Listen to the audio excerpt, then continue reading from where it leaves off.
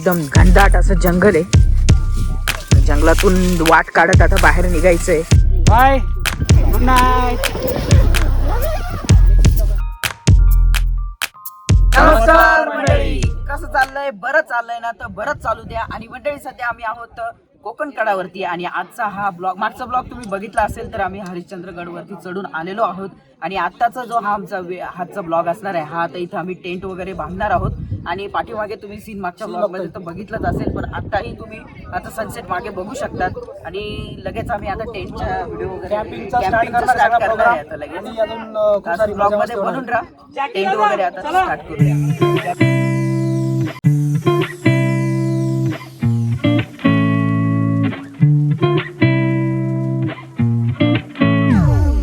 तर मग मंडळी आता इथं टेंटिंगला थोड्याच वेळात आम्ही सुरुवात करणार आहोत. परंतु त्याच्या पहिले थंडी इतकी जोरात भरली आहे ना, ते बघा तिकडे आमच्या योगी भाऊंचं बघा, इकडे पार टोप्या 4-5 ड्रेस वगैरे चढवलेले आहे त्यांनी आता. आणि इकडे चहा वगैरे झालेले आपल्या गँगचं सगळ्या. तर मग आरजे ब्रदर निघायचं टेंटिंगला. गंभीर चर्चा चालू आहे. आता प्रश्न असा आहे बघा, पूर्ण दाट असा अंधार पडलेला आहे आणि अजून आमचा टेंट लावून झालेला नाहीये.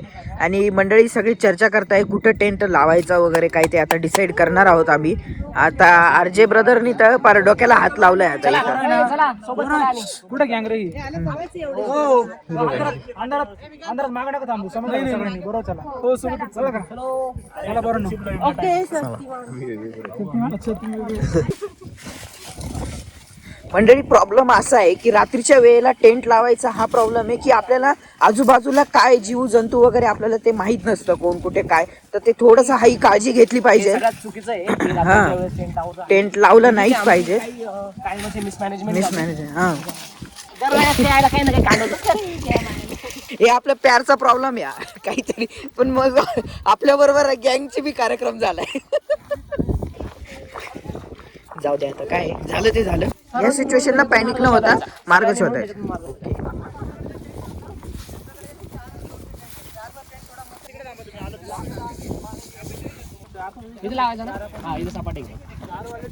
चला मंडळी, आता सुरुवात झालेली आहे आमच्या टेंट लावायला. एजे आणि आरजेनी मागच्या वेळेला ब्लॉग बनवलाय याचा, टेंट कसा लावायचा. तुम्ही एकदा जाऊन नक्की बघा तो ब्लॉग. आणि इथं पहिले तुम्ही टेंट लावायच्या पहिले एक लक्षात ठेवा, आधी जागा सगळी साफ करून घ्यायची, व्यवस्थित सरफेस एकदम क्लीन करून आणि मग टेंटला सुरुवात करा. इथं आमची गँग आम्हाला मदत करताना आणि बाकीच्या पण मंडळींची इथं सुरुवात झालेली आहे टेंट वगैरे लावायला. आरजे साधारण किती वेळ लागेल आता? 2 मिनिटं.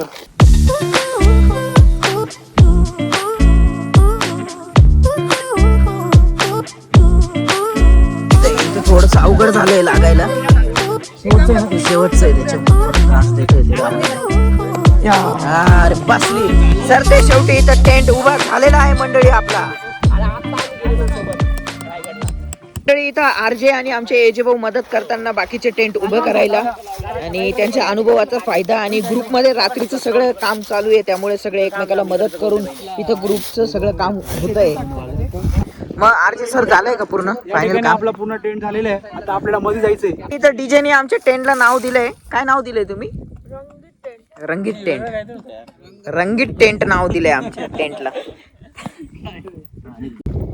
तर मंडळी आता इथं आम्ही शोधाशोध चालली आहे, कुठं बॉन फायर करता येईल असं ट्राय चालू आहे आमचा. मंडळी जागा शोधताय, लाकडं शोधायची, अजून बरंच काम करायचंय. आणि पहिली गोष्ट जागा आहे पुढे करता लोक लाकड सापडेल. चला सगळं पोरांना घेऊन चला आपण. चला पुढे जायचं, पण जागा होऊन जाईल इथं. तर मंडळी इकडे जंगलामध्ये आलोय आम्ही आता लाकडं गोळा करायला. बघूया, इकडे जितके भेटतील तितके लाकडं गोळा करून घेऊन जाऊ. इथं आमचे एजे भाऊ प्रिपेरेशन करताना मी पण आहे. हा, आणि आमचे गाईड पण आहे आकाश सर, स्वतः भाऊ. ते पण इथं. Lighter please. राहुल लायटर आण रे. योगेश कधी दिलेले? आप किधर लगाने की बोलो. हा माती पण झाला. शाबास, व्हेरी गुड. कोण रे? शाबास शाबास. हे बघ आपली माती. हे बघा रे, कोण हुशार आहे. असे तू पडले ते. तू पण भारी करतोय रे. काय सुरुवात झाली, अंडा सुरुवात झाली. मातीला काढू रे, काय रे. सरते शेवटी मंडळी इथं आता मस्तपैकी बॉनफायर आमचं इथं सुरू झालेलं आहे मंडळी. मजा आहे क्या मजा आहे की नाही सबको. अजून गवत आणून ठेवा रे थोडस. काढायचंय ना ते.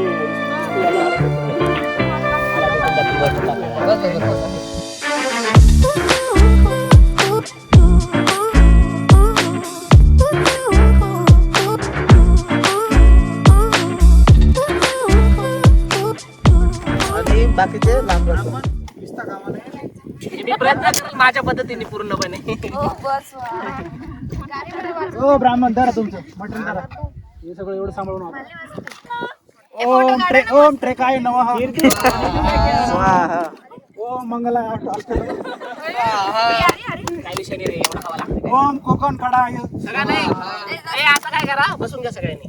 आवडता विषय. मी किती माती खाल्ली आहे सगळं. मातीने मला 72% होते. काय पण बोला. नाव सांगा. मी काय करता, तुमची आवड काय आणि तुम्ही आतापर्यंत काय माती खाल्ली. तू सुरत कर चल. चला मराठीत बोल. माझं नाव कीर्ती हसवानी आहे. कुठे मी सीए केला आहे. माझं नाव आकाश चंद्रकांत शिंदे. मी नाशिकचाच. मी म्युझिशियन पण आहे, कंपोजर पण आहे, बंजी जम्पिंग, रिव्हर राफ्टिंग वगैरे पण केलेलं आहे. आणि मी ना सगळ्यात पहिली माती ना दुसरीला असताना खाल्ली होती. अजून एक टूर मॅनेजर आता तोडला तर तो आठवला जरा मला किस्सा. मध्ये मी असायचो.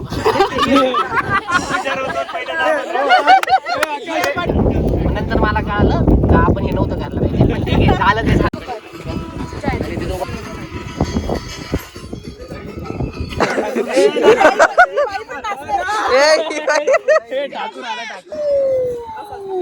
हे जे भाऊंचा स्पेशल डान्स.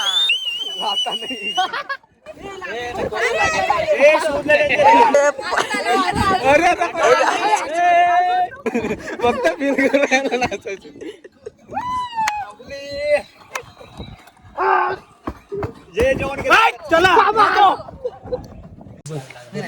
तर मंडळी आमचं इथं बॉन फायर वगैरे ते कम्प्लीट झालंय आणि आता आम्ही खाली परत आलोय थोडंसं जेवण वगैरे करायला. तर मंडळी आता आमचं जेवण वगैरे झालेलं आहे आणि आता आम्ही पुन्हा एकदा टेंटच्या दिशेने जाणार आहोत. जिथे आता आम्ही टेंट कोकणकडाच्या शेजारी मस्तपैकी टेंट टाकलेलं आहे. तिथे आता आम्ही जाणार परत एकदा आणि झोपणार आहे. उद्या सकाळी लवकर उठून आम्हाला वेगळ्या एका ठिकाणी जाणार आहेत. तर कोणतं ठिकाण ते सकाळीच तुम्हाला आम्ही दाखवू उठल्यानंतर. चादर घेऊ आणि गुड झोपू. कांबळा घ्या, कांबळा घ्या. ए कांबळा दे रे, कांबळा दे. कांबळा त्यांनी कांबळ्याची काय गरज आहे नव्हती रे. याला मस्कट येते.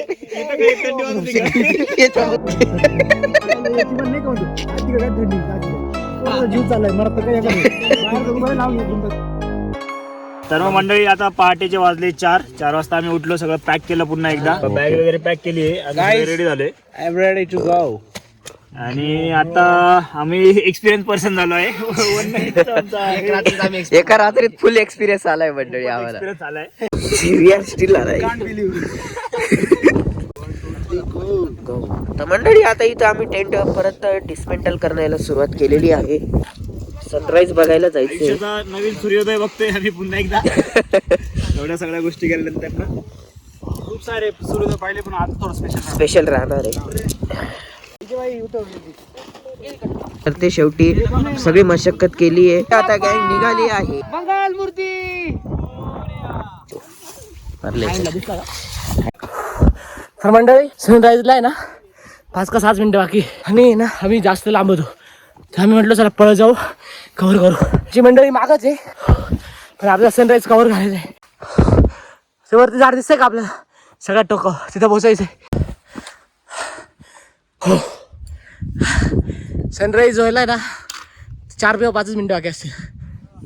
चला पळा. तर मंडळी फायनली आपण वरती पोहोचलोय. त्या पोरांपासून 5 मिनिटं तिथपर्यंत आलो आपण. बघू त्या पोरांना किती वेळ लागतो. आणि तुम्हाला झाड बोललो तर तिथं खाली दिसत ते बघा झाड. आणि आता सनराईज होणार आहे आणि हा नजारा बघा फक्त तुम्ही.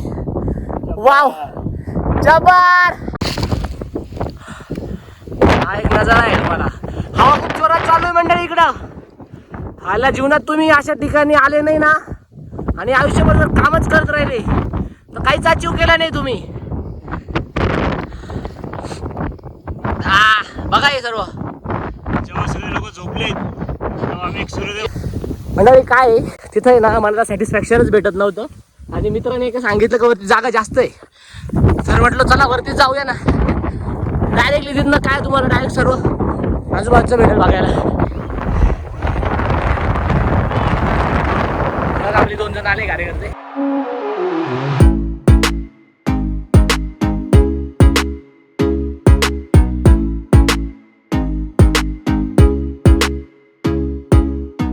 तर फायनली मंडळी आम्ही इथं आलेलो आहे तारामतीच्या पीक वरती. आणि इथून आम्हाला तुम्हाला दाखवतोय की आमचा प्रवास सकाळचा कसा झाला पहाटेचा. तर आम्ही तुम्हाला इथे दिसत आहे हा इकडं कोकणकडा इथं समोर. आणि आम्ही टेंट टाकला होता इकडे साईडला. आता हे इकडच्या बाजूला आम्ही टेंट टाकला होता. आणि आम्ही पहाटे 4:30ला उठलो आणि नंतर आम्ही 5:30ला निघालो ट्रेक करत नाही का. तर इथून आम्ही असं आलोय आणि रात्री अंधारात आलेलो आहे सगळे. असं येत आम्ही इथं पुढे इथं मंदिर आहे ना ते मंदिरापर्यंत आलोय. इथं मंदिरापर्यंत आम्ही आलोय आणि इथून इथं टेंट दिसत असेल तुम्हाला. तिथं आम्ही रिफ्रेश केलं थोडंसं आणि तिथून आम्ही पुढे आलोय. आणि असं इथून ट्रेक करत करत करत करत वरती शेवटी इथून ट्रेक करत वरती आलोय. आणि असं सुंदर असा फायनली तारामतीचा सनराईज इथून बघतोय असा सुंदर एक नंबर. भटक्यांची पंढरी म्हणून ओळखला जाणारा गड म्हणजे हरिश्चंद्रगड. गडाचा सुमारे 2 ते 3 हजार वर्षापूर्वीचा इतिहास आहे. या गडाच्या इतिहासाविषयी बोलायचे झाले तर महाराष्ट्रातील इतर पारंपरिक किल्ल्यांपासून हा किल्ला वेगळा आहे, कारण ह्या किल्ल्याला तटबंदी आढळत नाही. या किल्ल्याचा इतिहास फार जुना असून सुमारे 12व्या शतकापेक्षा जुने शालिवाहन काळातील शिवमंदिर येथे आहे. म्हणून हा किल्ला सह्याद्रीतील अत्यंत दुर्गम किल्ला म्हणून ओळखला जातो. तसेच पौराणिक दंतकथातून राजा हरिश्चंद्राचा उल्लेख येथे आढळतो आणि ऋषी विश्वामित्रांनी त्यांना सत्यवादी राजा म्हटलं आहे. नंतरच्या काळात 1747 ते 48 मध्ये हा किल्ला मराठ्यांनी मोगलांकडून घेतला. पुढे 1818 मध्ये किल्ला इंग्रजांकडे गेला. पुष्करणी तलाव हा या गडावरील मुख्य पाण्याचा स्रोत आहे. तर समोर ज्या खोल्या दिसतायत त्यांना पूर्वी मूर्त्या होत्या. हा तलाव नेहमीच स्वच्छता मोहिमेवाले मित्रमंडळी साफ करत असतात. पूर्ण पाणी बाहेर उपसून चिखल बाहेर काढतात. तर कृपया आपल्याकडून कचरा होणार नाही याची काळजी घ्यावी. हरिश्चंद्रेश्वराचे मंदिर सुमारे 10व्या-12व्या शतकात बांधले गेले आहे. चांदेव ऋषींविषयी आपल्याला या ताईंकडनं खूप सारी माहिती मिळाली आहे. इथे चांगदेव म्हणजे हा जो हरिश्चंद्रपण आहे हा 10व्या-11व्या शतकातला आहे. तर 10व्या-11व्या शतकात हे मंदिर बांधलं गेलं. आणि चांगदेव ऋषी जे ज्ञानेश्वर महाराज जे भिंतीवरनं चालत गेले चांगदेव ऋषींना भेटायला, ते चांगदेव ऋषी सगळ्यात म्हणजे मोठे ऋषी होते. ते या गुहेत बसून त्यांनी 14 वर्ष तपश्चर्या केली. आणि ह्याचे लिखाण हा जे शिलालेख आहे तो शिलालेख फक्त बघायचा आहे. त्या शिलालेखावर सगळं लिहिलेलं आहे. इथे बसून चांगदेव ऋषींनी तत्वसार नावाचा ग्रंथ लिहिलाय. जो तत्वसार नावाचा ग्रंथ आहे तो चांगदेव ऋषींनी लिहिलाय इथे खाली बसून 14 वर्ष तपश्चर्या करत. ठीक आहे, ही गोष्ट बऱ्याच लोकांना माहित नाही, माहितच नाही किंवा ह्या लोकांना माहितच नाही खाली गुहा आहे, कारण असलं काहीतरी ठेवलेलं आहे, लोक बघायला जातच नाही. मंदिराच्या आवारात अनेक गुहा आहेत. काही राहण्यासाठी योग्य तर काहींमध्ये पाण्याचे टाकी आहेत. या गुहांमध्ये पाणी थंडगार व पिण्यायोग्य आहे. तसेच संत ज्ञानेश्वर व चांदेव ऋषींनी विठ्ठल रखुमाईची स्थापना येथे केली होती असे म्हणतात.